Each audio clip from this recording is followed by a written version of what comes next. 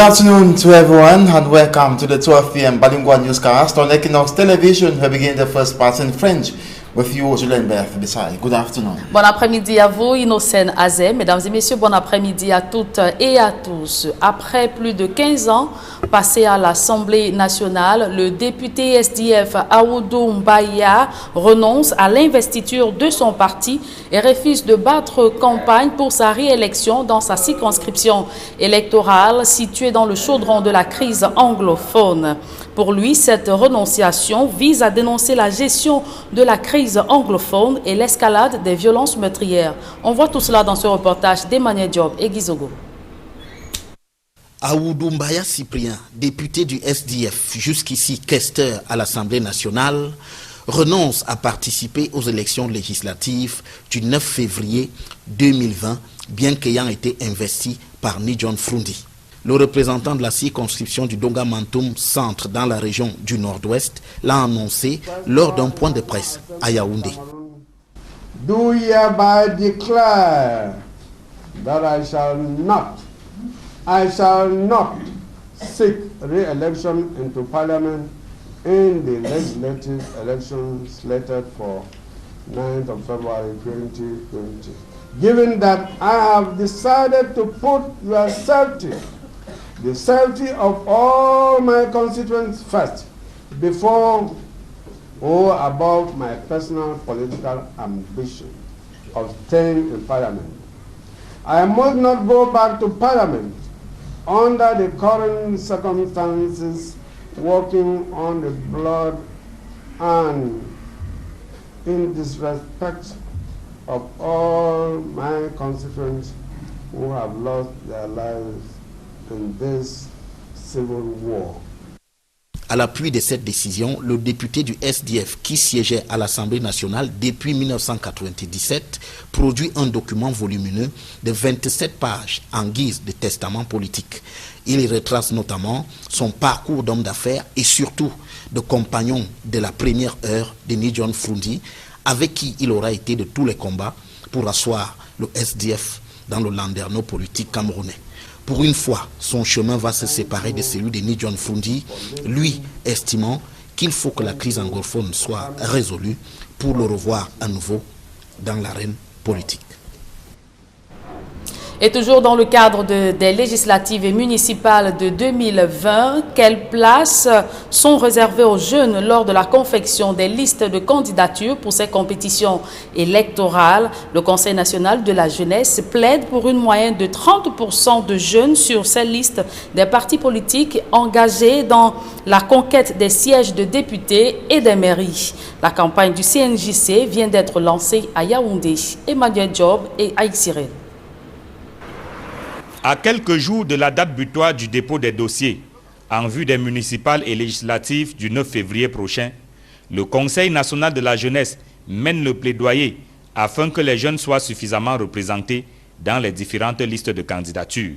Nous représentons la majorité de la population, nous représentons plus de 60% de la population camerounaise. Il est temps qu'on lance le Not Touyon Touron Cameroun afin de pouvoir aider ces jeunes-là qui aujourd'hui, dans le cadre des élections législatives et municipales, doivent être valablement représentés. La loi fixe à 23 ans l'âge minimum pour briguer un poste de conseiller municipal. En lançant la campagne Not Touyon Touron, pas assez jeune pour s'engager, la présidente du Conseil national de la jeunesse exhorte les partis politiques à sauter sur l'occasion afin que les jeunes soient représentés au moins à 30% sur les listes. Au plus, l'on pense même qu'il faut aller au-delà. Vous savez que nous sommes un parti essentiellement constitué des jeunes. Donc chez nous, on ne parle pas de 30% des jeunes, mais on parle de priorité aux jeunes. C'est-à-dire que les autres composants de la société, n'est-ce pas, on verra quel pourcentage ils pourront avoir. Et il faut dire que les listes sont en train de remonter au sein de notre siège, au sein de notre permanence. Et nous allons donc déposer les dossiers à partir de vendredi. Mais la priorité est aux jeunes. Nous sommes un parti essentiellement constitué des jeunes. La position du PCRN n'est pas très différente de celle du PUS. Ce n'est certainement pas au PCRN qu'on peut faire le procès de la jeunesse. D'ailleurs, on nous reproche d'être trop jeunes. Voilà, donc Je disais tout à l'heure à Madame la Présidente du Conseil national des jeunes que 30%, ce n'est pas trop demandé. Je trouve même que c'est clément. On peut perdre 70% de la population et ne se contenter que de 30%. Donc nous, au PCRN, nous avons même l'intention d'avoir 70% des jeunes, justement, dans nos listes. Nous faisons le pari de l'avenir. Et si vous faites le pari de l'avenir, vous devez miser sur la jeunesse. Au MRC, l'on affirme avoir pris le problème à bras le corps. Pour les municipales et législatives à venir, le parti annonce l'investiture d'au moins 25% de jeunes. Au niveau du MRC, c'est le quota de 25% dans les différentes listes sur le territoire, n'est-ce pas, qui seront accordés à la jeunesse. Je peux vous rassurer déjà qu'en ce moment, les jeunes se battent pour, n'est-ce pas, monter leurs différents dossiers malgré les différents blocages qu'on peut observer dans des administrations. Si les partis politiques ne cachent pas leur intention d'aligner les jeunes, il reste que ces derniers éprouvent des difficultés à payer la caution pour faire valider leur candidature. Le MRC fait appel à une chaîne de solidarité pour y remédier. C'est vrai que la jeunesse dans son ensemble au Cameroun a un problème de précarité financière. La jeunesse au MRC renvoie à l'image de la jeunesse camerounaise. Donc on ne peut pas dire qu'il n'y a pas de problème financier. Il y a des problèmes financiers, mais chez nous, notre cinquième pilier, c'est le pacte de solidarité. Ça veut dire qu'on fait tout et tout dans un élan de solidarité, n'est-ce pas, d'accompagner, n'est-ce pas, les différents jeunes qui osent, n'est-ce pas, pour constituer leurs pièces. Cabral Libi du PCRN veut renouveler l'expérience de la levée de fonds qui a plus ou moins marché pendant la présidentielle de 2018. Certains font face à des difficultés d'ordre financier. C'est l'un des problèmes auxquels se heurte souvent la jeunesse. Nous avons lancé un nouveau fundraising qui permet un fundraising citoyen pour accompagner les candidatures jeunes, pas uniquement d'ailleurs ceux du PCRN.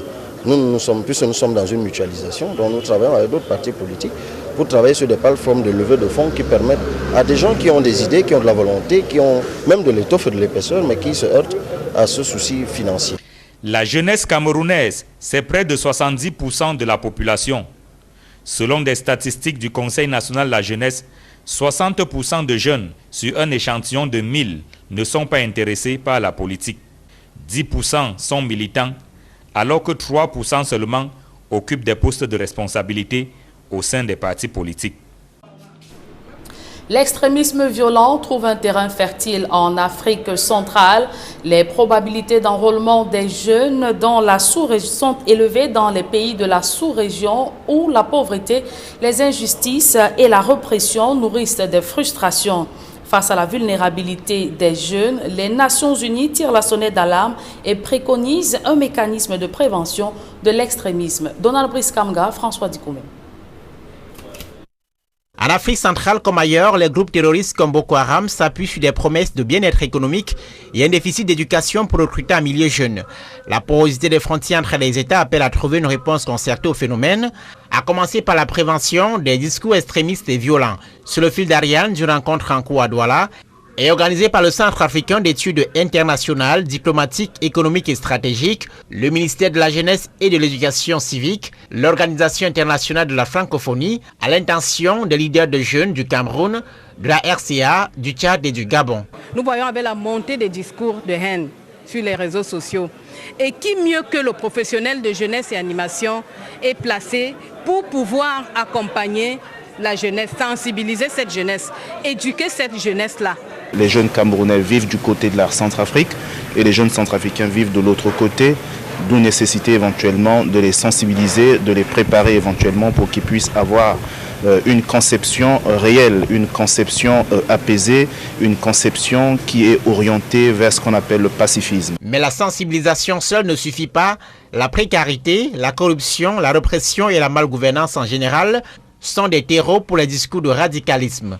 Il faut pouvoir adresser efficacement ces questions et spécifiquement celle de l'accès à l'emploi. Mettre les jeunes en réseau, non seulement pour bénéficier d'un certain nombre d'opportunités en matière, par exemple, d'emploi, en matière de tout ce qui est opportunité au niveau international. Donc il y a un certain nombre d'informations qui doivent passer par le canal de ce réseau-là. À Douala, les animateurs et responsables des centres de promotion et d'encadrement des jeunes du Cameroun, de la RCA, du Gabon et du Tchad reçoivent les outils de lutte contre les discours extrémistes et violents, une problématique d'actualité en Afrique centrale où les groupes terroristes recrutent massivement un millier jeunes. En économie, le commerce électronique se porte-t-il mal au Cameroun? La question se pose après la fermeture d'une entreprise qui exerce dans le e-commerce. Jumia, puisqu'il s'agit d'elle, vient de fermer ses portes au Cameroun après bien d'autres. Une situation qui, selon des experts du secteur, peut s'expliquer par le manque de contextualisation dans les stratégies de vente. Farel Bounia, Sylvestre Hippolyte Zangao. C'était durant une bonne période, l'une des plateformes digitales les plus en vue dans le e-commerce au Cameroun. Mais désormais, il faut parler de Jumia au passé. L'entreprise a fermé ses portes, après Afrimarket et bien d'autres. Le e-commerce se heurte-t-il à certaines réalités dans le pays? Les experts dans le domaine apportent des réponses. Je dirais que c'est un modèle économique non contextualisé. Donc, en réalité, ce qui se passe, c'est que le e-commerce est un truc normalement qui marche même au Cameroun. Mais ce qui se passe, c'est quoi? C'est que les entreprises qui sont spécialisées dans le e-commerce, comme je préfère ne pas citer les noms, n'ont pas su contextualiser leur modèle. Je prends un exemple. Nous, en Afrique, on sait qu'on aime acheter les produits moins chers, on aime acheter chez le fournisseur directement, on n'aime pas les intermédiaires. Alors quand quelqu'un vient se placer comme intermédiaire et ajoute les coûts, contextuellement parlant, on ne supporte pas ça. Donc, en réalité, il faudrait contextualiser. Et tant qu'on ne pense pas à la contextualisation, ça ne va jamais marcher. Il y a donc un problème de contextualisation, mais aussi de confiance entre le fournisseur et le client. En réalité, ce qui se passe, c'est que je n'ai pas besoin d'observer une entreprise et voir ses investissements quand je vois que ses clients sont en train de se plaindre chaque jour. Quand je vois que les clients se plaignent, c'est le cœur de tes opérations et de ce pourquoi tu vis. Si les clients se plaignent et passent le temps à se plaindre continuellement, tôt ou tard, tu vas chuter. Et qu'est-ce que les clients disent? Inadéquation parfois avec les photos, problème au niveau de la livraison. Il y a un qui me disait ce matin via LinkedIn qu'il a commandé un produit. Quand le produit est venu, c'était usé, il n'était pas satisfait, il était déjà mécontent, il ne voulait plus rien. Comment est-ce qu'on peut se lever et on peut livrer un produit, sachant qu'on sait que le produit a déjà des failles? Ça, c'est un peu ces petits problèmes. Et c'est pour ça que le Camerounais ne va jamais être content d'acheter un produit qu'il n'a pas vu. C'est connu. Le e-commerce est-il pour autant mort au Cameroun? Non, affirment les experts qui donnent des orientations pour rectifier le tir. Il suffit de copier ceux qui réussissent à s'en sortir sur Facebook. Qu'est-ce qu'ils font? Ils mettent leurs produits en ligne. Quand ça t'intéresse, ils viennent te livrer chez toi. Si c'est bon pour toi, tu payes. Si ce n'est pas bon pour toi, ils rentrent et tu n'as rien perdu. Un biscuit coûte 20 cher, c'est la femme de Colboss. Quand tu es en ligne, toi tu me mets le biscuit à 100 francs. Si on donne cette possibilité au client de causer avec l'acheteur, d'échanger, de négocier, c'est-à-dire qu'on contextualise, on prend ce qui est fait et on contextualise, on remet ça en ligne, il n'y aura aucun problème. Je vois un produit qui m'intéresse, dès qu'il met 2500, je dis par exemple que j'ai 2000. Et la négociation continue jusqu'à ce qu'on vienne me livrer le produit chez moi et je paye. 1400 entreprises ont jeté leur dévolu sur le commerce électronique au Cameroun, selon des chiffres de l'Institut national de la statistique publiés en mai 2019. Ça fait donc une en moins, celle d'ailleurs qui était considérée comme l'une des plus imposantes du secteur. La majorité de ces PME ou start-up appartiennent à des débutants avec de petits budgets. Et tout juste après ce reportage de Farel Bounia et Sylvestre Hippolyte Zangao, l'on se demande pourquoi les petites et très petites entreprises dans les secteurs secondaires et tertiaires tombent-elles vite en faillite au Cameroun. Les compétences des promoteurs en management, leur niveau d'études et la taille des entreprises sont quelques causes de cessation d'activité de ces milliers de structures. Plus de 2000 entreprises ont fermé les portes en 8 ans. C'est l'essentiel d'un rapport que vient de publier l'Institut national de la statistique. L'économie avec Jean-Paul Chouniat et Séverin Tchouban.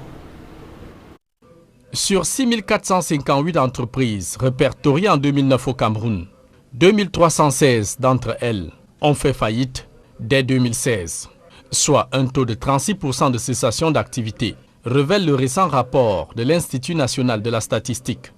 D'après le deuxième recensement général des entreprises, les secteurs secondaires et tertiaires sont les plus touchés, avec 31% pour les PME et 39% pour les très petites entreprises. Au-delà des facteurs exogènes comme le coût du travail, la fiscalité, la concurrence sur le marché ou même les conflits à l'instar de la crise dans les régions anglophones ou Boko Haram à l'extrême nord, les experts évoquent comme raison première à ces faillites en cascade le manque d'expérience managériale des promoteurs, la méconnaissance du secteur d'activité, le défaut d'appréciation entrepreneuriale, le manque de politique de développement, tout comme d'innombrables lacunes et déficits en comptabilité et gestion des entreprises. Voilà autant d'éléments endogènes qui ont tué la quasi-totalité de ces structures. Selon l'Institut national de la statistique, 3 facteurs déterminants ont contribué à ce désastre économique. Les experts citent la taille de ces structures, dont les plus affectées restent les petites et très petites entreprises, représentant 80%, à côté des 20% pour les grandes et moyennes entreprises. Autres facteurs les plus significatifs, le niveau d'études et le diplôme des dirigeants de ces entreprises. Le risque de faillite serait minoré à 7% pour des managers ayant un niveau BTS, licence, master, DEA, contre un risque de 12% pour des bacs plus 0. Et enfin, dernier facteur dans cette palette à 3, la forme juridique, avec 9% en plus de risque de cessation d'activité pour les entreprises individuelles. Sur cette calamité entrepreneuriale qui freine le développement du tissu économique camerounais, la région du littoral a vu disparaître 1495 de ces entreprises, le centre 484, l'ouest 135, le nord-ouest 42, l'est 35. La Damawa, le sud-ouest, le nord, le sud et l'extrême nord, seulement une vingtaine d'entreprises tombées en faillite.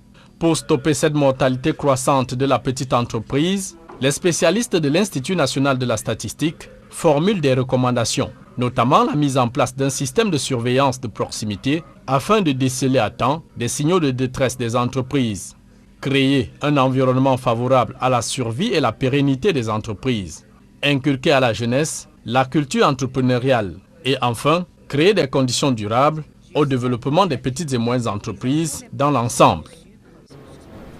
La deuxième partie de ce journal est en langue anglaise avec vous, Innocent Azé. Good day once again.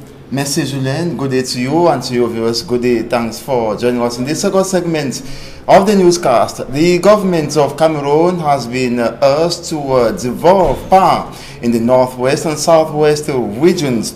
The United States on Tuesday concretized that the government's military response was only strengthening the separatists. The warning came weeks after the U.S. ended certain preferential trade benefits for Cameroon, citing human rights violations, including arbitrary killings. Thibon Naj, the top diplomat for Africa, said he believed advisors to Cameroon's veteran president, Paul Biya, were telling him he can win the Anglophone crisis militarily. To Thibon Naj, the truth remains it cannot be won with the military. And while addressing a House Foreign Affairs subcommittee, the diplomat added, every day more Cameroonians who in the beginning were probably very loyal Cameroonians are starting to think that maybe declaring a separate country is the way they want to go. Thibon Naj acknowledged that Cameroon has held talks to resolve the crisis, but said they have been primarily symbolic with little concrete, stressing there has to be a true dialogue. Honorable Cyprien Awodo Mbaya, the Social Democratic Front Party Member of Parliament for Ndonga Mantung Center, has announced he will not run for the February 9th, 2020 legislative elections due to persistent insecurity in the northwest region of the country. Honorable Cyprien Awodo Mbaya made the declaration at the press conference he granted that was Tuesday in Yaoundé. The Member of Parliament advanced the current situation in the northwest region of Cameroon as the reason why he has decided not to go in for another term. Here now is an excerpt of Honorable Cyprien Awodo Mbaya. He was speaking during the press conference yesterday in the nation's political capital. Take a listen. Today, it will be practically impossible to rally and move delegates from one or from all the corners of Ndonga Mantung Division and the Northwest region to converge in the designated premises and vote in our primaries. Given also that many of my local SDF party officials have been either lost their lives, been framed and arrested, lost their family members, seen their homes and property burned down, or have been displaced by the war, whereas many other of my constituents, regardless of their political affiliation, are on the run for survival. After a deep and thoughtful reflection of the above with my God, my conscience and my family, and given the current circumstances in the Northwest region. I, Honorable Dr. Awudumbaya Sepin, Member of Parliament for Donga-Manton Central Constituency and Questor at the National Assembly of Cameroon, do hereby declare that I shall not seek re-election into Parliament in the legislative elections slated for 9th of February 2020. Given that I have decided to put your safety, the safety of all my constituents first, before or above my personal political ambition of staying in Parliament, I must not go back to Parliament under the current circumstances, working on the blood and in disrespect of all my constituents who have lost their lives in this civil war. Be there the military, be there the civilian, be there the armed. All these people are the children of this nation. And efforts have been enhanced to ensure serenity in the two English-speaking regions of the country ahead of the twin elections to take place February 9, 2020. Reason why the newly installed divisional officers for Bali Kumbat and equally in Dom have been urged to continue fighting rising insecurity posed by separatist fighters. Details with Mo Stella in Bamenda. This road was once motorable, but today it has become a footpath. It leads to the Bali Kumbat Integrated Health Center in Gokutunja Division of the Northwest Region. Its current state is one of the consequences of the 3 years running Anglophone crisis. The population have left the area, abandoning their houses in ruins. Mr. Fobi Eno, please take command. The incoming divisional officer for Bali Kumbat takes over command at the Bali Kumbat Medicalized Health Center, away from the usual grandstand venue. Reports say the colors of the grandstand have been tampered with, and Mr. Fobi Enofrit, new divisional officer for the subdivision, is expected to bring the population back to their villages and work towards maintaining calm. To ensure the socio-economic development by harnessing and uniting all the living positive forces of the subdivision towards this goal. To ensure the proper functioning, coordination, supervision, control, and continuity of all services. In this connection, public, para-public, and private services will have to go functional immediately. Mr. Dio, they have to go functional immediately. In Dop, the population came out en masse to welcome Mr. Nkenemo Michael as the new divisional officer. For fear of being victimized, inhabitants refused any interviews. Quaito Henderson, senior divisional officer from Gokutunja, installed Fobi Enofrit in Bali Kumbat and Nkenemo Michael in Dop amidst heavy gun battles between the separatist fighters and members of the defense force.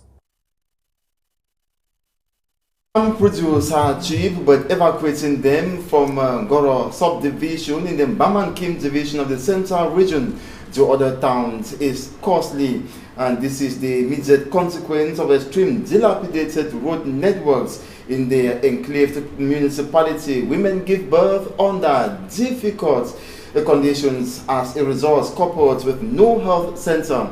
And electricity and schools are also amongst the lacking basic social amenities, as you'll discover in this report. Road networks in Goro subdivision, Bamankim division of the central region of Cameroon. Accessing the villages, Labo and Yanga folk requires a lot of gymnastic skills. que les routes soient aménagées comme il le faut parce que this local and commercial motorbike rider expresses frustration and shame. Raising enough income for livelihood and repair of his motorbike that suffers constant breakdown is not rosy. Pour de vrai, vous-même vous avez constaté vous-même de vos propres yeux la route.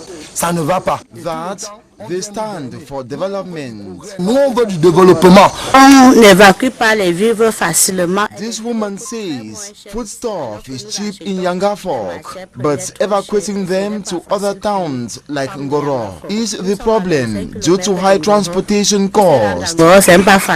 Apart from deplorable roads, hospitals and schools are also lacking. With the absence of health units, women give birth in terrible conditions. Nous n'avons pas la peine. The school operating lacks teachers and good infrastructures to host the learners. When it rains, the classrooms are inundated and books drenched. No tap is available in the school.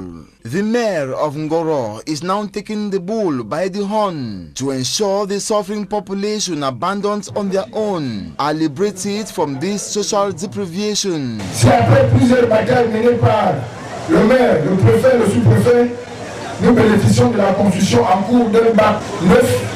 The mayor announces start of some developmental projects, especially construction of roads to facilitate transportation. The new divisional officer from Ngoro and the Ngoro Ellis in and out of Cameroon have been challenged by the senior divisional officer for the Mbamangkim division to work with traditional rulers who have put in place a development committee to get Ngoro out of enclavement. Je nous rappelle de toutes les élites intérieures et extérieures. À ce sujet, vous devez soutenir l'action des chefs traditionnels qui ont mis sur pied un comité de développement. That the Ellis should give all their intelligence, know-how, engagements, so that great projects be realized. Porte la lumière aux frères et sœurs restés au village. Apart from Ngoro, the central town resembles a place in ruins. 27 villages making up this administrative setting are in darkness. The over 20,000 people living here keep suffering enormously, expecting total development. An expert in youth education say corruption, repression and unemployment are major key contributors of violent extremism in Cameroon and the rest of sub-Saharan Africa. And they were speaking in a workshop on the fight against violent extremism in Douala. That conference was attended by Fomi Armstrong Sanda. Within the Semak sub-region and the rest of sub-Saharan Africa, terrorist organizations sell the dream of a better economic and living conditions to gain sympathy and get people recruited into their ranks. Experts say terrorist groups like Boko Haram also benefit from the poor rates of education among youth to infiltrate and establish in several communities. Considering the porosity of borders among the countries within the Semak sub-region, stakeholders say there is need for member countries to jointly tackle the propagation of hate, violence and radical content, especially on social media.